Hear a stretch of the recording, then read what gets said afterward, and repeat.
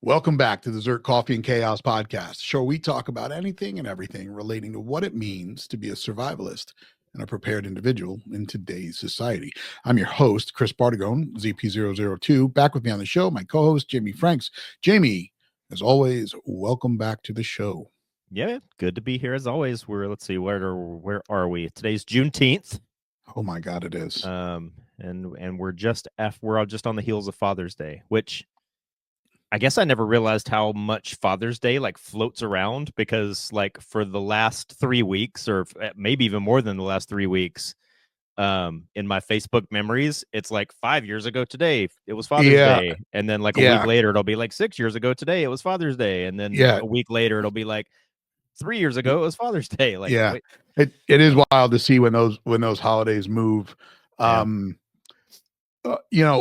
what's interesting is, since we are June 19th, which is more than halfway through this month, we are now on the backside of this year. So we are, oh Jesus, mind blown, halfway through 2025. And I recorded another show yesterday, which when this comes out will be really weird because it's not the way that works, timelines and multiverses here. But we were just talking about that. Like, I remember seeing him at SHOT Show, and here's the real scary part: we are closer now to SHOT Show than we are the one we just had. Like, we're really not, but when you get to January 2, 2026, and SHOT Show is a couple of weeks away, you're like, holy shit, I just remember planning this. But yeah, we're literally closer to the next SHOT Show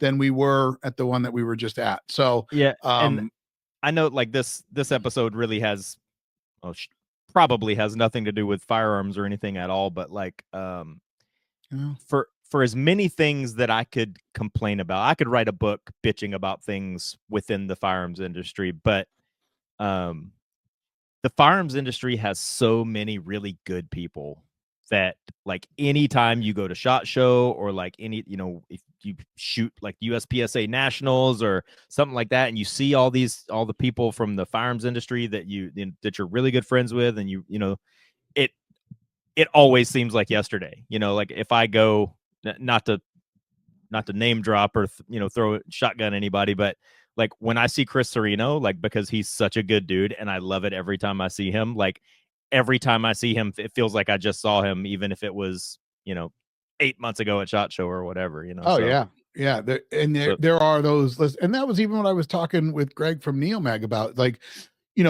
when I talked to him about his company and understanding that Neomag is 10 years old right now. Like, they've been around since 10 years old, and it's so awesome to see companies like Neomag that are small business owner. I mean, Greg is a small business and a small business owner, last 10 years evolve and make it through this crazy time. And we are 1000% in a crazy time right now. Yeah. For those of you that are listening to today's show, the show that we did with Neomag, they provided us a discount code for the purchase on some of their new stuff that has already dropped. By the time this is recorded, it was not dropped, but when you hear it, it will be. They have came out with their Neomag second generation, and they provided us a coupon code for a discount there to go and purchase. I think it's ZERT15. I will obviously add a comment or a show note down below on the video if that is incorrect. But if it is correct, then go over to the neomag.com and pick something up with the ZERT15 discount code.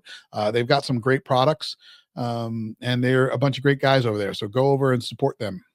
And just to put a button on the Neomag thing, it is great. Like, number one, like you said, good people, like we were talking about. Number two, it's awesome. They are an awesome example of like today's day and age of a company like literally one man starting a company out of his garage, and Yep. it actually turning into something and being successful. And then we saw that a lot during the Obama years. We saw, it seemed like everybody on earth with a CNC machine was cranking out Right. AR receivers. Yep. And then, as soon as, I think it was, it probably wasn't the NRA, but like all those gun rights organizations, it was like all the years of the Obama presidency, it was like, gun salesman of the year was Oh yeah, Barack Obama. it was Barack Obama. But then, once he went out of office, like a lot of those companies that kind of started up fly by night AR receiver making companies Yeah. all kind of fell away. But the companies like Neomag that really make a smart product that definitely has like a, its little niche carved into the industry. And I always tell people, like, if I have one of something, that, don't pay much attention to it. If I have two of something, Right. that must mean it's pretty good. I have like 5 or 6 Neomag products, I think, and which I have paid out of pocket for every single one of them. I've not. I don't even think I got a discount on any of them. So if I own 6 of something, you should definitely pay attention to it. Yeah. They've got some great products, and it's good for everyday carry. It's good for range days. It's good. I mean, they've got just a variety of different things that they offer over there, and I really love it. One of the other things you can have a lot of is this ZERT Death Blossom Party shirt, which, by the way, by the time this episode drops, the post will have already dropped about the buy one, get one half off. So right now, until the end of summer, that's August, every time you buy one of the ZERT Death Blossom Party shirts, you get a second for half off. So if you're out there heading to the barbecues, heading to the range, pick yourself up one. They come in white, red, or black. So I like that one, but that one does not look good on me. The red one looks good on me. I mean, this is probably my favorite one, just because it is, I don't know, it's a little bit more bright. I mean, I like them all, and I obviously I will wear them all. I wore this one out to the nursing home today to go see my father, and the looks you get are always great. But I love it because it's kind of, it pops, it's bright like this. To me, the white one looks great with a pair of jeans and pair of Hey Dudes or whatever you're wearing on your feet these days. But awesome. And there's no coupon code for that discount. It's an automatic discount. So head over to the ZERT website, pick up one of these bad boys, and get a second one half price, whether you use it for yourself or you gift it to somebody. But can't beat that. So that being said, as always, thank you guys for joining us on the show. We do post the shows over on Spotify and Apple every Thursday, or wherever else you're picking up your podcasts. And then the video version comes out after that. As always, the sponsor of today's show for right now, I guess is the best way to put it, is MedTech International. Head over to tacticalmedicine.com and pick up some of your medical gear needs. Great guys over there. Marco is one of the good ones, and he is also due to be on the show. He was supposed to be on the show a couple weeks ago, but there's been a little bit of hiatus in recording based on everything that was happening with me. So all right. With that being said, I want to touch back on what you said about, kind of the industry and today's episode not really being about firearms, but I think it's kind of firearm adjacent. Good. Because, you brought up Obama, and obviously we're going to talk a little bit about him today based off of the situation that we're talking about, and the way that it correlates to the firearms industry is what we are seeing and what we are not seeing inside of this industry right now. And somebody told me about this mini series over on Netflix. I asked you if you saw it, and you did. And it's the what is it? The American Manhunt for Osama bin Laden, I think is the title of it. It's a Netflix documentary. It's a 3-part series. Each episode, I think, is a little bit different in length, but when I tell you it was a great experience or a great series, I mean, I'm being honest with you. I really, really enjoyed it. and you made a comment about it when I talked to you about it. You're like, hold on. Okay. Are you there? I'm here. That Hooty was hoo. really weird. The entire screen just went black in front of me, and I was like, what's going on here? Did we lose power? We did I not saw your lose face power. go black, and I thought it was a Juneteenth thing. But Oh my Lord. All right, we're back. I don't all know, right. technology, folks. But anyway, you made a comment about Zero Dark 30, the movie that came out that was all about this hunt for bin Laden. And obviously there were a lot of Hollywood names used during that movie. And then this was an actual documentary, and there were actual people that were involved in CIA and FBI. And then obviously, there was a lot of footage Yep. that was put in that I've never seen before. And just to round out one more point about this, I'll tell you that the first 8 minutes were intense for me. But we'll come back around to that. So, wait, but my comment about Zero Dark 30 was like, when you watch this documentary, it's a 3-part docuseries. But when you watch it, like, I've seen Zero Dark 30. I mean, I've seen it several times. I'll just put it that way. right. And Zero Dark 30 is one of those movies that I've always pointed to. It's one of few where, like, Zero Dark 30, it's a long movie and it's a slow burn, and kind of, the action part is kind of at the very end. But it is one of those movies where, like, from the tactical standpoint, like, that's one of the few movies that, from what I have seen that movie many times, it got everything exactly right. Like, whoever their tactical or technical advisors were for the actual raid part at the end were spot on.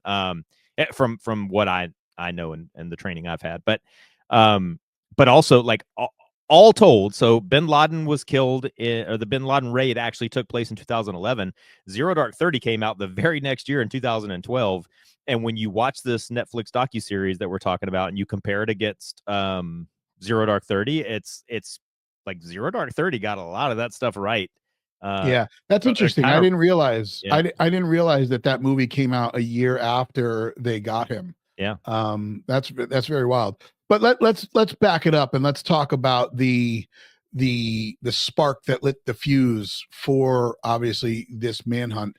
And that's why the first 8 minutes of this series was powerful for me. So obviously the spark that lit this fuse was the attack on 9/11. It kind of opens up with, and I remember seeing this footage before, like, they were doing some kind of recording, video, VHS recording, whatever it was, with some folks from the New York Fire Department. Yeah, and they're doing something with, like, a manhole cover or right, something. manhole cover, and then, like, you hear the plane roar, and the fire guys, Well, like, they kind of look up, but yeah, you like you hear this weird whining sound. It's not really a roar. It's like a wow, and they're like, "What is that?" Yeah. And they kind of look up, and that's when they see the first plane. That was was the only footage I of the believe that is first plane hitting the tower. And you see it, and you're just like, holy shit. Like, I don't know. And I wish this was a Q&A, and I hope people will respond in the comments of where they were during that situation. I remember getting ready for work. I did not know the first tower was hit until the second, like, I was on the road driving when the second plane hit. And then the footage of the second plane hitting, like, they showed an angle of it in this docu-series that I don't think I had ever seen before, but it was from the ground. Like, we've all seen the one from, where the plane is coming behind the building, and you kind of just see it impact and then the explosion. But this was one from the ground up, and I never realized, the severity of that impact until you see it like that. Yeah. Now, why this day is hard or crushing for me, I'm sure it's crushing for a lot of people, but I had a lifelong friend that worked for Cantor Fitzgerald, and that he died in that attack. The other part that is very, very hard to hear is the answering machine phone, like the messages left from people on Flight 93 when they realized what was happening and what was going to happen. That is also like that brought back a lot of emotion and a lot of anger. Like I immediately, however many 14, what did you say we were 14 no 24 years later, where are we at? 2025. Yeah. Next year all of 24 years later, and it brought back the same kind of rage and anger that it did the day that it happened for me.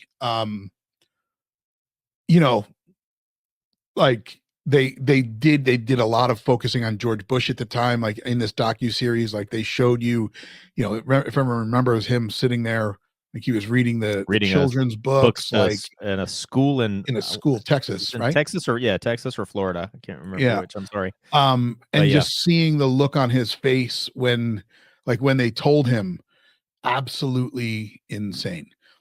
But what was really go ahead.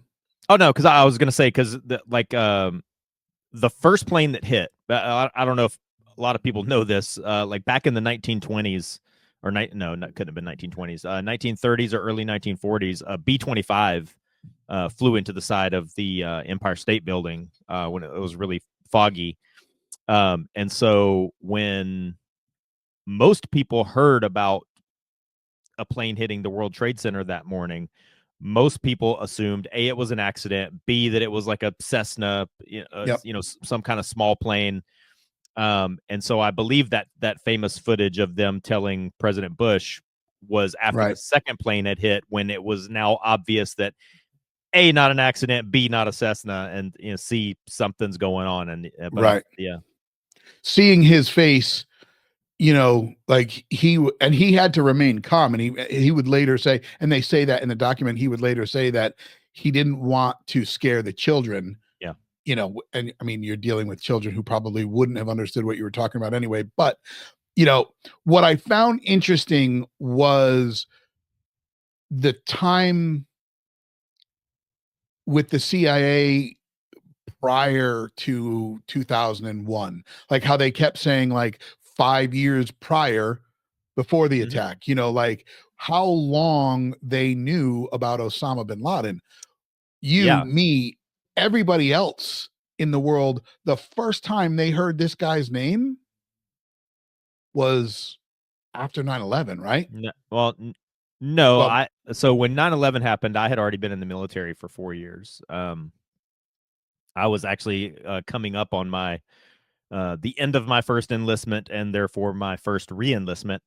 I always kind of very, very tongue in cheek. This is one thing I genuinely do not mean, but I always make fun of all the guys that joined after 9/11, and I always jokingly say, like, I didn't need a terrorist attack to suddenly make me patriotic. So I joined the Navy in 1997, and so I had already been in for 4 years. But like I remember, because when I was in boot camp, obviously when you're in boot camp, you're cut off from the world. So I don't really remember what happened, but something happened. And when were you in boot camp? In the summer of 97, and Bill Clinton was president, and something happened, and Bill Clinton ordered cruise missile strikes into all these terrorist training camps, is what which now we know was Al Qaeda, but back I don't recall hearing the word Al Qaeda. But when I was in boot camp, though, it was like they were, rumors like spread through the boot camp divisions, like, oh, they're canceling everybody's A school and they're just going to send everybody out to the fleet because we're going to war. And so I mean, back then in the late 90s, 97, 98, that was the first time I had heard of bin Laden then. Because he was behind whatever it was that had happened, and I believe he had something to do with the USS Cole bombing. And that's what I guess that's where I'm going with it. So obviously you had heard the name, but yes, there had been some Al Qaeda attacks leading prior to 9/11, but they were not severe enough where, I mean, like I said, the first time I had ever heard that guy's name was after 9/11, and I bet there's a lot of Americans out there that are in that same kind of bucket. Well, you know, and I always say that to me, Bill Clinton was a good president. Like I have served in the military under 5 or 6 presidents now. Bill Clinton was a good president, like possibly to a fault. He avoided conflict. I do wonder how President Trump would respond to an incident like the USS Cole. And a lot of us that were in the Navy at that time were kind of pissed that like Bill Clinton really didn't do anything. It really in response to the Cole bombing. So we, you know, to us that kind of made us feel like, you know, you can attack the U.S. Navy and kill a bunch of Navy sailors, and it really doesn't matter. But you know, percentage-wise, not in dollars-wise, but in percentage-wise, I think I got the biggest pay raise I've ever gotten in my entire career while Bill Clinton was still president. Like I said, percentage-wise, not dollars, because I was probably an E3 at that time. But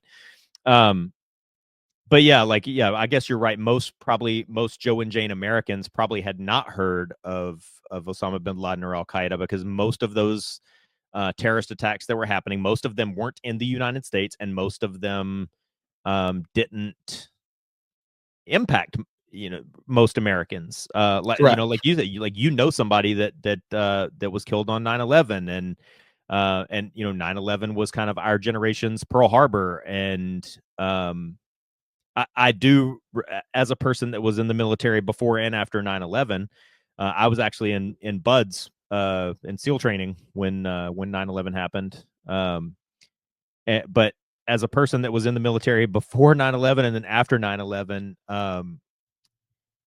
prior to 9/11, like, because I was 20. It was just before my 22nd birthday when 9/11 happened. So when I would be out talking to girls and be like, "Oh, I'm in the military," like girls would like just totally shut you down and turn their back on you. And then all of a sudden on September 12th, we were heroes. You know, on September 10th, I was a douchebag, and September 12th, I was an American hero. So, but yeah, I forget where I was going with that, but yeah, I was in BUDS, and like, well, we were talking about the, you know, knowing who this was, and some of these attacks prior. You know, again, going back to that age, 2001, you know, I mean, I graduated high school in 92. So let's just say I was 18, 17, 18 around then. You're talking almost a decade later, right? So we're still under 30 years old, not really paying attention to some of the stuff in the world at that time. I mean, shit, how I don't even remember how I found out that we lost Sean in that. I mean, you know, that was I think we had cell phones, but we weren't texting really back then. You know, you weren't. That's correct. Like, you had a cell phone and that's it. Like, back then, that was when texts cost like 25 cents each or something. So sure, but yeah, I did. It's funny you mentioned that, because like approximately around 9/11, I had just gotten my very first cell phone ever. So. Right. Like, I know, in fact, I was using Nextel at the time. I can remember that. Well, no, I take that back. I think it was a combination. I think the company I worked for just got Nextels, but I mean, I think I had a StarTAC phone at the time, flip phone, no texting. There was no social media. There was no MySpace. This was no Facebook, no Instagram, nothing. That was all before that. So I don't even remember how we all found out, but obviously, you know, there was a huge celebration of life for Sean in our town at the time after we all found out. But I remember hearing, like, friends of mine going down to the city to see if they could try and find, maybe he was lost in the rubble. I remember hearing all of that.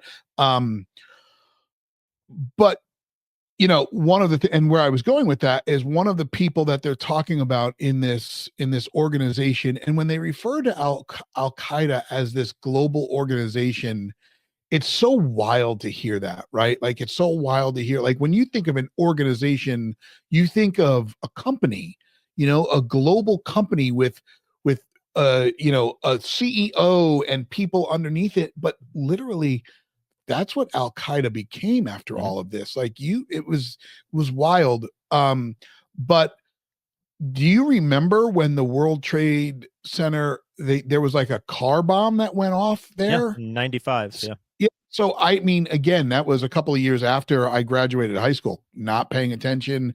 I'd have to really think about where I was living at the time, but like I think I was probably back in Connecticut, but again, barely 21 I or do 21. remember that. I mean, I would have been 16 when that happened. And like, I do remember it. And I remember it being like a little blip on the news until I got into the Navy. And then all these dots started to connect that, like I said, like that, whatever incident happened when I was in boot camp that elicited like the, cruise missile strikes. Oh, that was Al Qaeda.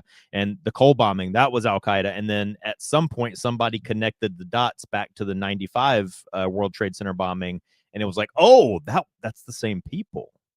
Yeah. But Okay. Al Qaeda is a global network. It is an organization. Like, for between 2001 and 2021, everybody, I would say most people were keyed into the wars in Iraq and Afghanistan. Mm, But I know a fair amount of special operations guys that deployed to the Philippines during the global war on terror and got into gunfights and battles and right. with Al Qaeda in the Philippine Islands. And most Americans have probably never heard that. If you're listening to this right now, this is probably the first time you've heard that. Like, we've had Well, American special operations troops in right. contact having gunfights with Al Qaeda in the Philippines, and Yeah. it just never Now, makes it but onto the news. I mean, there was something else that happened in 1995 that took over a lot of mainstream media at the time. And it's, I mean, it was 90. Do you remember the big news in 94? The juice is loose. Oh yeah, yeah, yeah. Right. Yeah, I Well, remember I that mean, being on my Facebook page. Yeah. yeah, exactly. The juice is loose. O.J. Simpson chase in 1994, right? All over the Yep. news. And then 95 is when his trial started. His trial started to begin in January of 95. And I believe it concluded in October of 95. So that, and, we talk about it now, right? Like, it's always like, okay, Biden's health is deteriorating, launch the murder hornets, and something else becomes mainstream news. And I don't know if, like, this was the launching of murder hornets back in 95 to distract the American people from some of that. Who knows? I don't like to think that way, but I do deeply believe, because it's in my, I guess, in my opinion, or in my scope of reality, I've seen it play out and be proven time and again that Americans just have a very short attention span and a very Yeah. short memory. And if so, and like, oh, some car bomb went off in the basement of some building in New York, I don't care. Like, but Right. the O.J. Simpson trial was very sensational. It Right. was, there were racial implications, and Exactly. and justice and injustice, and Right. like at that time, not to derail this onto O.J. Simpson, but I mean, he was one of the most famous people, at that time, and so, but Yeah. this little bombing in New York City that, Well, there was a right. 30-second clip on the news with some fireman with soot on his face. Who cares? Right. Nobody, and the thing is, nobody lost their life in Right. that bombing. So, all right. So this docu series is out, and it starts with the CIA starting their investigation once this all goes sideways. So I yeah, mean, and just but one and other yeah, small point, yep, on the kind of the to the left of 9/11 on the timeline. If anybody is not familiar, you can either there's a book, there's a really good documentary, and then there's a Hollywood movie of Charlie Wilson's War. There, the book, the documentary, and the movie, the Hollywood movie, are all called Charlie Wilson's War, and all of that is kind of the prelude to 9 that ultimately ends with 9/11. right. Yeah. So I want to put this statement out right now, because we're going to talk a little bit about this docuseries, and then we're going to transition over to kind of what's going on right now in the Middle East. They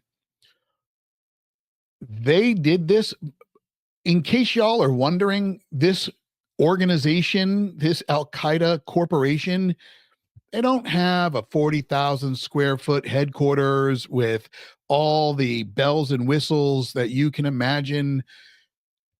I mean, this shit was in caves. Like Osama bin Laden was, they said that this is a man living in caves. Tony And Stark built an arc reactor in a cave. Well, I was waiting for that line. Tony Stark, Tony Stark built this in a cave. Right. Yeah. So, granted, that's Hollywood, but I guess in reality, you can plan a well-coordinated attack on the United States living in a cave. And also, by the way, they didn't use explosives or bombs. They used box cutters and our own equipment. Like, this is something we talked about again and again and again when I was in Afghanistan, was that these people are very simple, but they are not stupid. And I mean, bin Laden, I think bin Laden comes from a very, very wealthy background. I think he liked to give off this vibe of he's this ragtag mercenary, like, cloak and dagger figure, like living in a cave or whatever. But he did have significant financial backing, but yes, he did exploit a hole in our game, so to speak, because up to 9/11, like even I had received actual formal training on this, because the actual incident that the Chuck Norris movie Delta Force is based on was an actual, I don't think Chuck Norris was really there. He might have been, but he might have been, yeah. But the incident that movie is based on was an actual incident, and it really did involve Navy service members that were on the plane that got hijacked by the, I think, Iranian terrorists. But until 9/11, the conventional wisdom and what everybody told everybody was, if somebody hijacks the plane, comply, do whatever they say, because they want to hijack the plane and they want to fly it to Cuba and they want to hold everybody hostage and get money or whatever. So just comply with them. They're not going to hurt you. That is what that's what pilots, stewardesses, flight attendants, military members, that's what everybody was told. If your plane gets hijacked, just comply. They're going to land the plane somewhere, and then, and everything's going to work out. Like, so the 9/11 hijackers, I mean, like, I have always made the point that if I come up behind you and stick a highlighter to the back of your neck, well, I mean, maybe if I stick a highlighter to the back of your neck and say, give me all your money, you don't know that's a highlighter. It feels like a gun barrel. And so the 9/11 hijackers, they did what they did based on projection of force, like, a kind of a small threat of bodily harm, and then they played off of the fact that they knew, bin Laden knew, the Al-Qaeda planners all knew that everybody on that plane had either heard or directly been told that if somebody hijacks a plane, just comply. Right. There's a line in a movie, and because they're talking about the failure of an intelligence agency, and they said it's the single biggest failure since, they were informed about a guy who took flying lessons, but didn't need to learn how to land. Yep. And I don't know the accuracy or validity of that, and if this cell, that's how true. long that person that took flying lessons but repeatedly told his instructor he wasn't interested in learning how to land, it was in San Diego. So okay. And that person was one of the that was one of the cell members, right? One of the 9/11 hijackers. Hijackers. So, as you continue to watch this documentary, and again, we're not going to go too far down the rabbit hole, because I do want to kind of transition and not make this all about 9/11. Obviously, we continue every year at 9/11. Most people post on their social media some form of image with the towers and and the message about you are not forgotten, we will never forget. Um, it rings true, right? I mean, every year around that time, I mean, you remember that time and you honor those that perished during that. And for some of us, it ignites a spark of rage.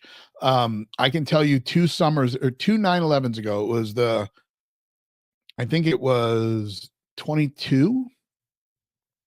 I was at a football game and we were going to see so the a buddy of mine that died in the towers, he's got a twin brother, and he was up here at the time, and we were all going to spend that day with him.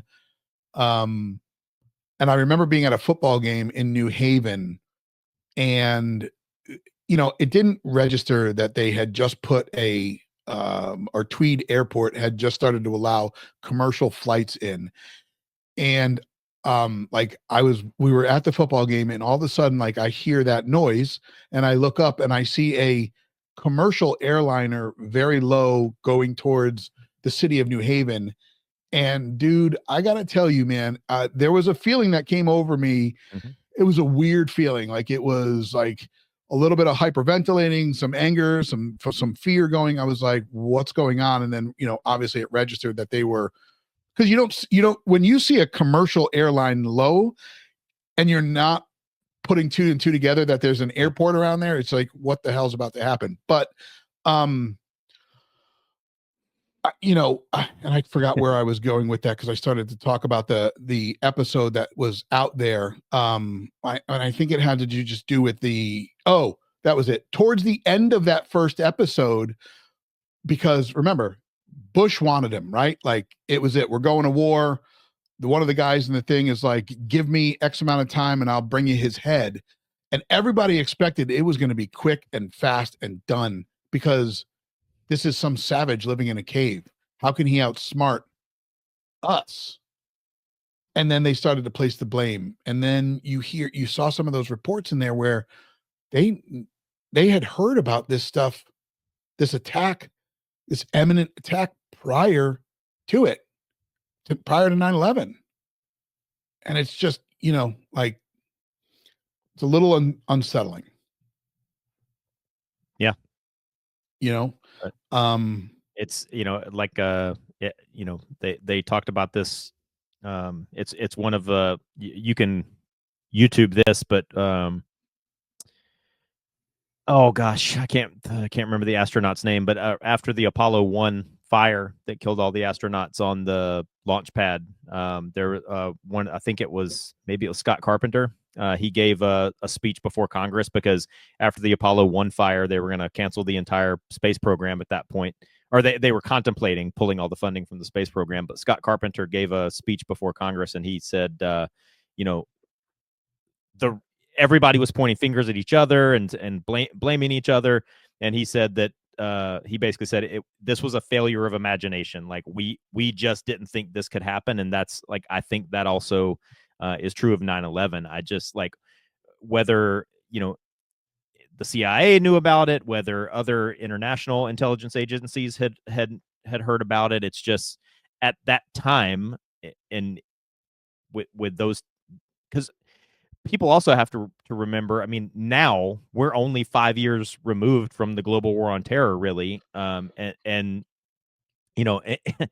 when I was a water survival instructor in 20, no, I wasn't a water survival instructor then. When I was, anyway, like in like around 2016, that's when we first started getting sailors into the military that didn't remember 9/11. And then in 2019, those were the first sailors that were coming into the Navy that weren't even alive when 9/11 happened. And right. but for a good solid chunk of 20 years, our American people and American military people were accustomed to being at war. So it's hard to remember, kind of like in the same vein that it's hard to remember that social media didn't even exist back then. It's hard to remember that, like, the 90s were like straight up peacetime. Like, the 90s were like hardcore peacetime. And whether people knew about it or not, or like you said, like this attack had been telegraphed, kind of in a way. I just think people didn't think it was possible. Like it was just a failure of imagination. No, like who would do that? Who would hijack a plane and then fly it into a building? Who would do? Nobody would do that. Right. And obviously 10 years later, bin Laden got shot in the face. And he was killed during that raid. And was it justice? I don't know. I think one of the things they said is justice delayed, but justice not denied, or something like justice not denied, just delayed. Yeah, I mean, sure it is. He's dead, right? He was shot, and his kid was shot, and I mean, they should have shot everybody in front of him and then tortured him for a little bit longer. But again, that's not my call. You know, the amount of lives that were lost, that were taken that day. One of the women, one of the analysts in the CIA brought that up. Like, was that the right form of justice? Or, when a terrorist like that, there was a better way to make him pay for that, like shooting him and killing him. Great. But did he suffer? And, American people at that time were just like, they were so enraged. But you have to imagine that night, Osama bin Laden was 100% certain when he went to bed that night. He was 100% certain that he was 100% safe and secure. And then he was awoken in the middle of the night with a big American sailor, with a big American flag on his shoulder, with night vision goggles, with a fucking rifle in his face. Like, I think that is the perfect end to Osama bin Laden. And then they took his body and dumped it into the Red Sea like trash. Like, so like it could, I so there do could think, be no monument. Right. I do think that was the most perfect fitting end to him when you look at it from his point of view. When he went to bed that night, he was absolutely certain that he was absolutely safe and secure. And he woke up to a big guy with an American flag and desert camouflage, night vision goggles, and an HK-416 in his face. Like, what I've always wondered about that whole thing, like, and so, like you said, in the movie, their super secret helicopter does crash. And you've got to wonder, like, a helicopter crash is not quiet. It is not by any stretch of the imagination. So, and what's wild in that docuseries, like when it crashes, like they were showing some kind of social media posts about, like, big noise just happened. I hope, and like, do you so that remember was a real, yes, that was a real thing. That was, it was Twitter. And it was like people in Pakistan, like tweeting, like, I just saw a helicopter flying over really low. That's weird. Hey, I just heard an explosion. That's weird. Could you imagine that? But yeah, so the helicopter crash is not quiet. Now, there are 3 families with kids living in this compound. Was everybody just like, what the hell was that? Like, what? I mean, like you said, right? Was it at that point that bin Laden was like, huh, that's odd. I wonder if that somebody, like, weird. What happened? Like, I was like, I wonder what was going through his head. Then I realized it was probably a 5.56 round, a little bit down the road from that happening. But I've always wondered, like, could you imagine if you were a fly on the wall when that helicopter went down in that house? Like, what were they like? Oh shit. This is like, I guess this is kind of, I don't know if this is macabre or whatever, but I'm sure there is. I do kind of wish there was like actual, like, audio and video of the actual raid, not not ISR footage and not the Zero Dark 30 version.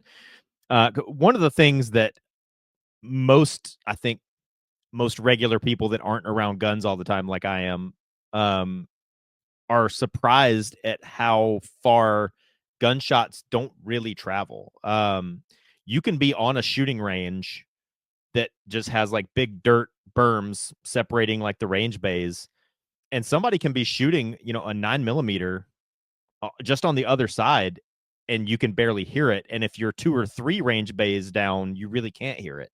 I think most people that just watch, John Wick movies and John Woo movies think that gunshots are this incredibly loud thing, but like and you can hear it a mile away, but the Bin Laden compound was like pretty much a solid concrete building, with solid concrete floors, the actual floor in between levels. I think it was a 3-story building.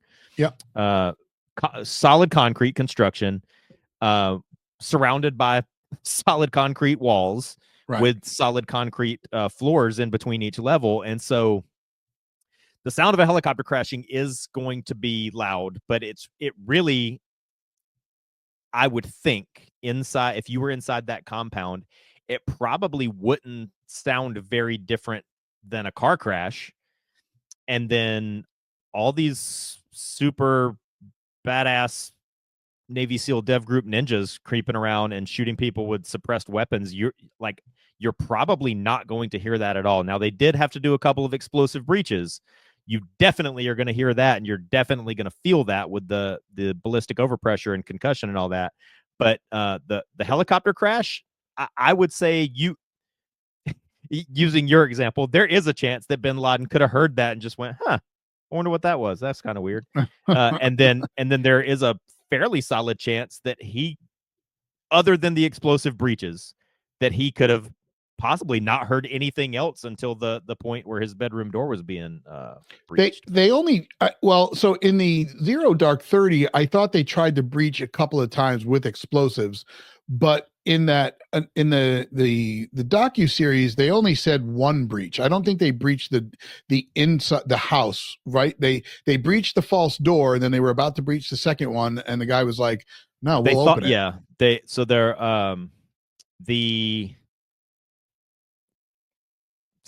the one helicopter went down inside the one that crashed went down inside the walls of the compound, so the other helicopter landed on the outside of the compound, which was not the plan.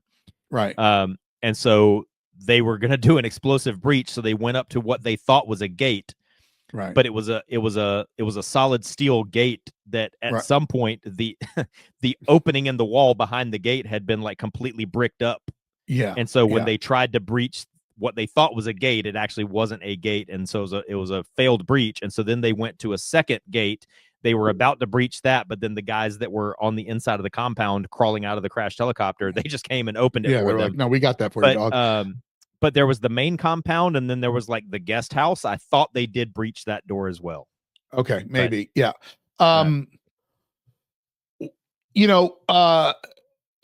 the guy the one SEAL that they did talk to in there is the pretty famous guy, Rob O'Neill, who there's been some controversy around all of that, but whatever. That I don't, we're not going to get into anything like that. Like he told the story, and one of the things that he had said when he realized that door wasn't a door, he was even more sure, because up to this point, they had no actual confirmation that Bin Laden was in there. They weren't 100% sure.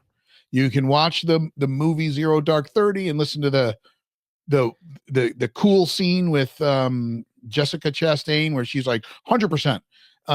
But everything that I'm not a conspiracy theory guy, just like, and Jesus, like with this episode usually follows somebody who makes a conspiracy theory statement, but by the way. It's not, this isn't really a conspiracy, but I was just going to say, like, with this being a 9/11 episode, that the entire episode could be about conspiracies, but that's not where I'm going. Like, I do think an argument that could be made with the way that American intelligence agencies operate and the way they kind of,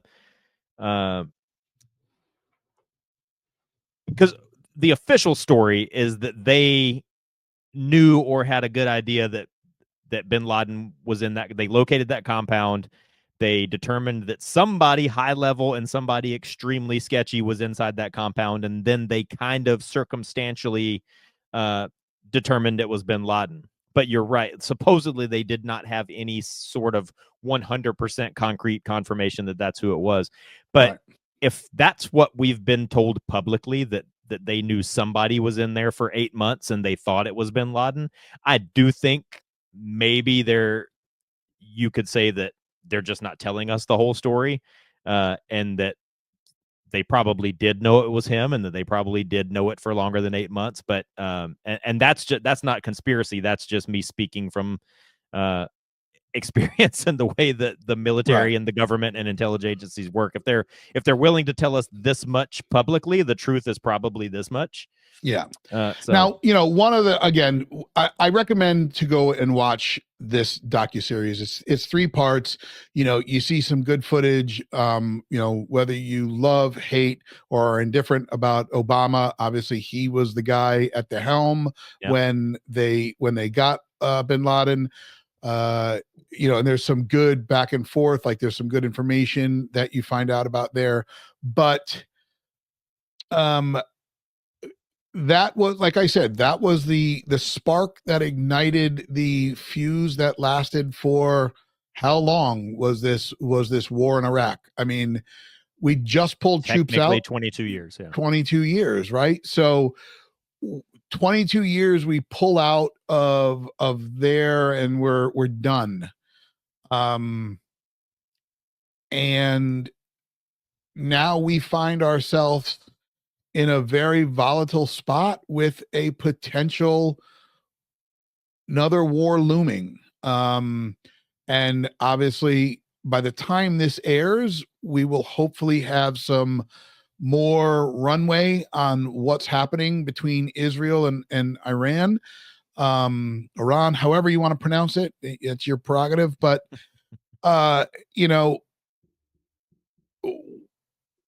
at this time, at the time of this recording, President Trump has not gotten us involved in it. I've heard a couple of news clips with him, and he says that he doesn't want to fight, but he understands the the trajectory if Iran has access to nuclear weapons and wants to use them. Correct. Yeah. So there's a few things here to unpack. Number one, one of the possible COAs or courses of action is that basically, if the last remaining Iranian nuclear facility can be taken out, which apparently is like in a concrete bunker, inside of a mountain. Yeah. Apparently, America possesses the only non-nuclear munition that could destroy that facility. So, I think the international community and at least our allies in the region are hoping that we'll tag in and at least go do that. And I think there is a possibility that could happen, and that we could execute that one targeted surgical strike, and that could be the end of it, or at least that could be the end of our involvement. Because really, I think the only other realistic option for taking that facility off the board would be for Israel to put special operations commandos on the ground and do it that way. But that would be, I think, far messier with actually far greater implications than if we just take it out with two precisely placed bombs. But the thing about it is, go ahead. Well, hold on. But Iran has kind of responded to that and said, do not get involved. And I believe, or their or what is, or we will handle the United States accordingly. Now, so this is not I didn't think of this. I'm repeating somebody else's analogy, but these are the same people that say, if you Americans, if you interfere, you will feel the wrath of Allah's sword upon your neck. And we go, well, we're going to come with a fucking A-10 Warthog and depleted uranium shells and fire them up your ass. And they go, well, but if you do, you will feel the sword of Allah upon your neck. And then we fly in an A-10 Warthog and go Bert, and we never feel the sword of Allah at our neck. So Iran has a long history of this propagandist bullshit. I mean, as we record this, night before last, they said, Iranian state media put out a public statement that said, tonight, Iran is going to do something that the world is going to remember for centuries, and nothing happened. So they can sit there and they can tell us all they want to that they're going to place the sword of Allah at our throat, and we're going to fly a B-2 over their airspace and drop a bomb, and they're not going to do shit about it. If you an interesting read is if you go to Wikipedia or Google and Google search Operation Praying Mantis. This was a little known and long forgotten military operation in 1988, where Iran basically decided they were gonna they were gonna sink one of our aircraft carriers and some other stuff. That like Iran basically kind of declared mini war on our Navy, and they were going to execute all these strikes against our Navy. The United States Navy completely obliterated Iran's Navy in about 18 hours, and all we lost was one helicopter. But let me ask you this. During those times, was there a volatile situation with Russia and potentially China on the board? I don't. I mean, China has been more on the board in recent years than I think most people realize, irregardless of the situation in Iran. But I don't think this situation in Iran has made the situation with Russia or China any more volatile. No, but those are allies. Those are allies for Iran. I mean, not really. I don't believe that's true. I don't think. I don't think Iran has ever been much of a legitimate threat, and that's why like nobody has ever cared, and nobody has ever felt the sword of Allah at their neck. But the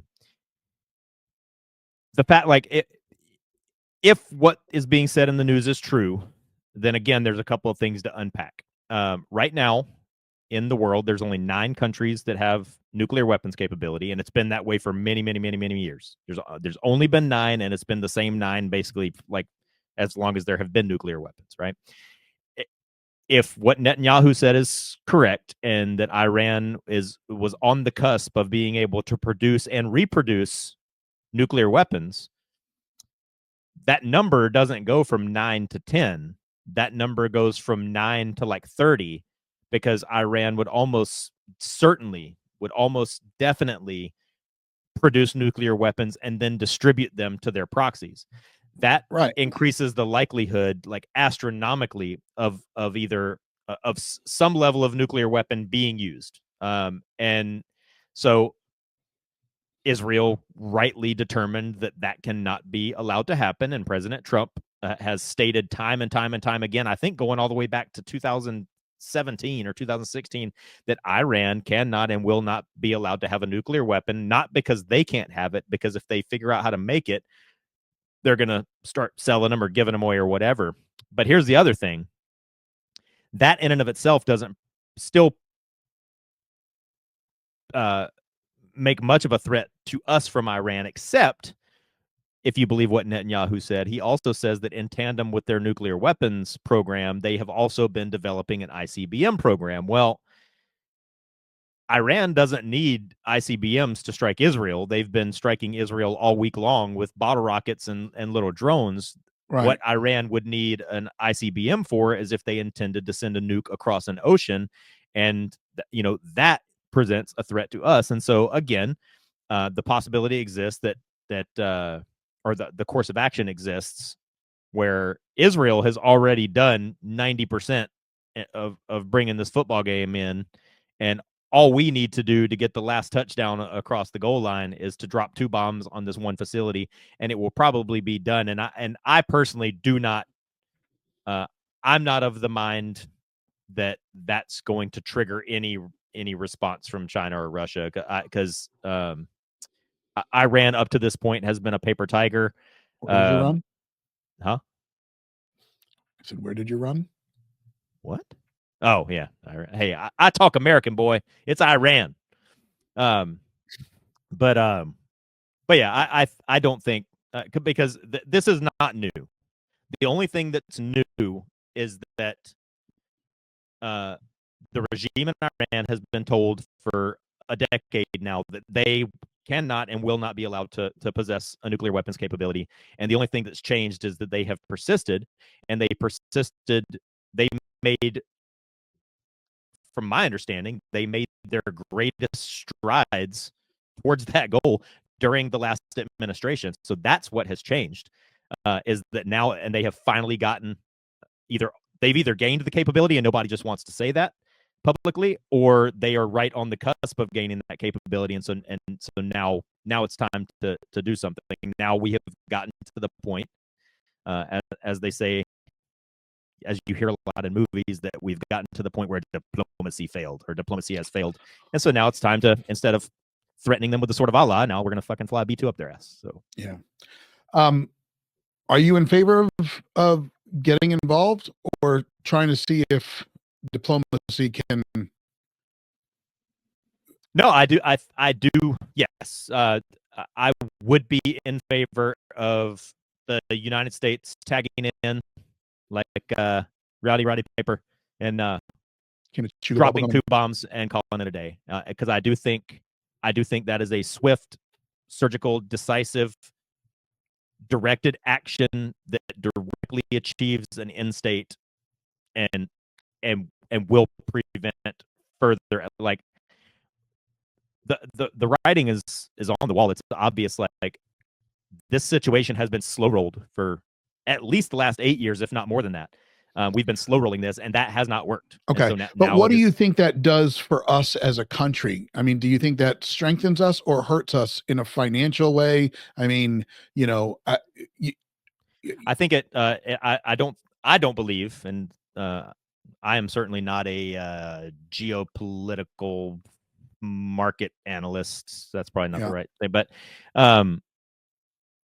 I don't personally see how this could have any financial impact one way or the other if we drop 2 bombs and it stops there. I think you have to look at what is the implication and what will the fallout be if we don't do it.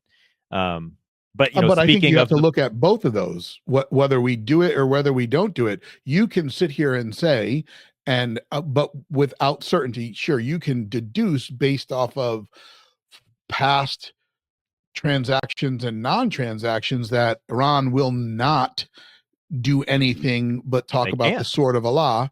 They can't. What do you mean? If they could have, like, this is what if they don't schoolyard bully? Okay, but what mentality. If they don't?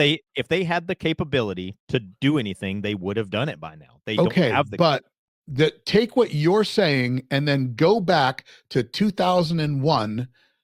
Would you have ever said that a group of terrorists in a cave could do what they did to the United States back then? So, no, but if we had dropped a bomb in the right place at the right time, we could have prevented 9/11, and that's what I'm saying now. Now we do have the benefit of hindsight. In 2001, we didn't. Now we can look at that and go, fuck, we should have done that, so let's do it now. Well, we dropped a shit ton of bombs after. Well, we did, and that was the point I was about to make, is like, here in this case, there is a very defined end state. We fought the global war on terror for 22 years. And without a defined end state. When we fought World War II, it was when this thing happens and this thing happens, we've won the war and the war is over. The global war on terror, we killed bin Laden in 2011, and the war went on for another 12 years.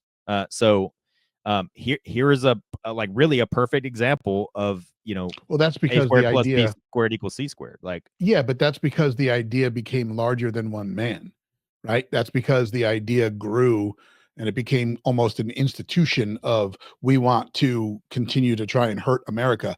Remember, after 9/11, we dropped bombs, the Battle of Tora Bora there, where they just continually annihilated the area with bombs for 56 hours, I think is what they said. They said 4 guys were just dropping bombs, raining down hell. Bin Laden escaped, and then we still had attacks after that, not here in the United States, but again So with allies. so there's a couple of arguments that could be made there. Like if we get in Doc Brown's time machine and go back and actually kill or capture bin Laden during the Battle of Tora Bora, one could make the argument that the rest of the global war on terror would not have happened, that we would have called it, we would have said mission accomplished and been done. Because then that's not what happened. And then, KBR and Halliburton and Blackwater and Triple Canopy and on the military industrial complex, like all started getting fed a lot of protein. And after that, but then that gets into the argument of nation building. And in both in Iraq and Afghanistan, we let ourselves get sucked into this nation building ideal, and where, in my opinion, we shouldn't. But again, as it pertains to this situation, I don't think that's on the table. Again, in my opinion, the way I see it is this is a very this action will equal this outcome, which will give us this end state, and we're done. And I hope I'm right about that. And kind of, again, my overarching stance on it is, instead of looking at it like, well, what's the fallout if we do it? What could possibly happen if we do this? If we get involved, I would choose to view it, and I hope this is the way President Trump is viewing it, is what's going to be the fallout if we don't get involved. So. Well, I guess what's interesting about this is, like, we were talking about at the top of the show, we recorded this on the 19th of June, but it is going to air a couple of weeks later. So by the time this episode airs, we may be able to add some interesting points and facts to the comments below, or more importantly, you guys can add some of your takes based off of what has happened from the time we recorded this to when you're actually listening to it. So, as always, guys, thank you for spending some time with us today. We'll leave you with a couple of thoughts here on my side, and then I'll turn it over to Jamie. I don't know what the potential involvement of the United States in the conflict between Iran and Israel would look like here at home. I can tell you that we have had a shit 4 years under the previous administration. People are reeling from inflation and job loss and a bunch of other stuff. And I read some reports today about the state of the firearms industry and what it looks like. And normally a situation like what's happening in the Middle East and what's happening here in our own backyard would create a boom inside of our industry, and it is not. There are layoffs happening and people are worried. So I don't know. We will see. But as always, thank you for watching. Jamie? Yeah, you stole a little bit of my thunder there, because I was going to, as part of my closing remarks, was going to say these things that we're talking about, if you are concerned that this might ignite a chain reaction that gets out of control, or even if you're more concerned about the unrest that's going on at home, now would probably be a good time to go out and get in front of it and buy some ammo. And if you're not worried about any of these things happening, then it's still a good time to go out and buy some ammo and get out and train, because it's easy to be hard. It's hard to be smart. Yeah. And I'm going to actually add one more point, and then I'll close it out. I had a friend of mine, my old roommate, Pat, if you're listening, this is about you, reach out to me on Friday, the day before No King's Day that happened this past weekend, saying, do you still have ammo over on the website? And, do you have any deals? And I said, listen, there's always deals. Obviously, if you sign up for ZERT, you get discount to everything. I said, but I'll give you a code if you need to get something immediately. But the bottom line is, shit was about to happen 24 hours later, allegedly. That is not the time to go start stocking up. We've talked about this numerous times. Jamie just touched on it. Guys, you gotta stay safe, stay prepared. And until then, ZP002.